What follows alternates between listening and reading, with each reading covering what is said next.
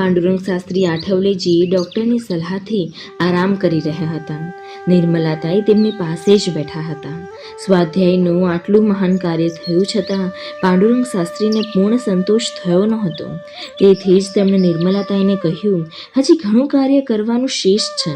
હજુ તો આપણું કાર્ય અર્ધવિરામ સુધી જ પહોંચ્યું છે. નિર્મલા, તમારી વાત સાચી છે, પરંતુ જેટલું થયું છે તે પણ કંઈ ઓછું નથી. પણ મેં ધારેલું કાર્ય હજી પૂરેપૂરું સાકાર થયું નથી. આ તો તેની શરૂઆતનું પહેલું પગથિયું છે. આ મારું શરીર સાથ આપતું નથી ને, નહીંતર મારા કાર્યકર્તાઓને ગમે ત્યાં મળવા જવા હું હરપળ તૈયાર છું. આપણું કાર્ય વિશ્વમાં પહોંચ્યું છે, પણ આપણા મહારાષ્ટ્રમાં જોઈએ તેવું પહોંચ્યું નથી. તેનું મને દુઃખ થાય છે. નિર્મલાતાઈએ હસતા હસતા કહ્યું, આપણા મહારાષ્ટ્રમાં બુદ્ધિવાદીઓ વસે છે ને, તેથી થોડો સમય તો લાગશે જ. આપણા કેટલા સ્વાધ્યાયીઓ મહારાષ્ટ્રમાં નિષ્ઠાપૂર્વક કાર્ય કરી રહ્યા છે. એક દિવસ તેમને ચોક્કસ સફળતા મળશે. પથારીમાં બેઠા થઈને પાંડુરંગ શાસ્ત્રીએ કહ્યું, હજુ વધારે કાર્ય થવું જોઈએ. એ વધશે જ, પણ તમે તેના વિચારો ન કર્યા કરો, આરામ કરો. અરે, મારે ગોળીઓ લેવાની છે, તેથી બેઠો થયો છું. તરત જ નિર્મલાતાઈએ એમને ગોળીઓ આપી. પછી તેઓ ફરી પથારીમાં આડા પડ્યા. તેમને ચાદર ઓઢાડતા નિર્મલાતાઈએ કહ્યું, તમે ધાર્યું છે તે કાર્ય આગળ થશે જ. શરૂઆતમાં તમારે કેટલો પરિશ્રમ કરવો પડ્યો હતો એ યાદ છે ને બધું? તેથી જ કહું છું, તમે એ બધી ચિંતા કર્યા વગર શાંતિથી સૂઈ જાઓ. નિર્મલાતાઈ આમ અધિકારપૂર્વક હંમેશા બોલતા. ખરેખર તેમને એવો અધિકાર હતો પણ ખરો, કેમ કે પાંડુરંગ શાસ્ત્રીના આ યજ્ઞીય કાર્યમાં તેઓ ખભે ખભો મિલાવીને પ્રારંભથી જ જોડાઈ ગયા હતા. એ કાર્ય કરતાં કરતાં તેમણે પાંડુરંગ શાસ્ત્રીની જીવની જેમ કાળજી રાખી હતી. એના માટે તેમને ક્યારેક કડક પણ થવું પડ્યું હતું. વખતો વખત તેમણે આ રીતે પાંડુરંગ શાસ્ત્રીની કાળજી ન લીધી હોત તો તેમની તબિયત વધારે બગડી હોત. તેથી આજે પણ લાગણી ભાવે થોડા અધિકારપૂર્વક તેમણે પાંડુરંગ શાસ્ત્રીને આરામ કરવાની ફરજ પાડી હતી. પછી તેઓ તેમના કામે ચાલ્યા ગયા. જેવા નિર્મલાતાઈ ગયા કે તરત જ પાંડુરંગ શાસ્ત્રીનું વિચાર ચક્ર શરૂ થયું.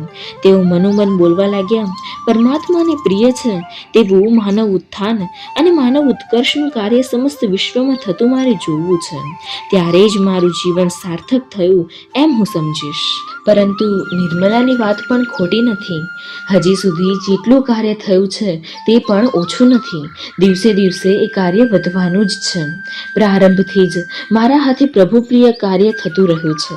તે કાર્ય કરતાં કરતાં અનેક પ્રસંગે જુદી રીતે મને પરમાત્માની મારા પ્રત્યેની લાગણીનો અનુભવ થયો છે. તેથી આ કાર્ય મેં ધાર્યું છે તે પ્રમાણે આગળ વધીને તેની પૂર્ણતાએ પહોંચશે એવો મને વિશ્વાસ છે.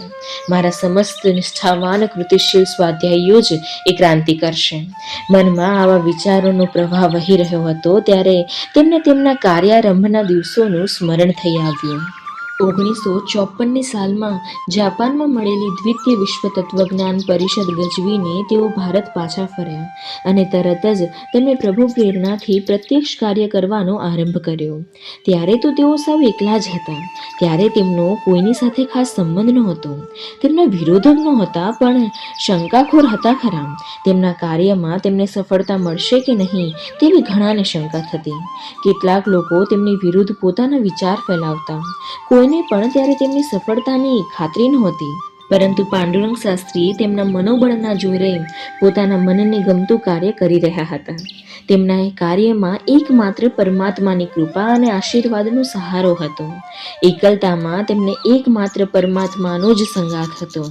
હું જ્યાં જ્યાં જઈશ અને જે કરીશ તેમાં પરમાત્મા મારી સાથે હશે અને મને સહારો આપશે એવો દ્રઢ વિશ્વાસ તેમને હતો. તેથી જ એકલા હાથે તેઓ આવી મહાન ક્રાંતિનો પાયો નાખી શક્યા. આરામ લેવા પથારીમાં પડ્યા પાંડુરંગ શાસ્ત્રીની શરૂઆતના એ કષ્ટમય દિવસોનું સ્મરણ થવા લાગ્યું. જાપાનથી પાછા ફર્યા પછીના દિવસોની ઘટનાઓના દ્રશ્યો તેમની નજર સામે એક પછી એક આવતા ગયા અને સરકતા ગયા. તો પાંડુરંગ શાસ્ત્રીની એ સ્મરણ યાત્રામાં આપણે પણ જોડાઈશું આવતા રવિવારે. ત્યાં સુધી રાધે રાધે.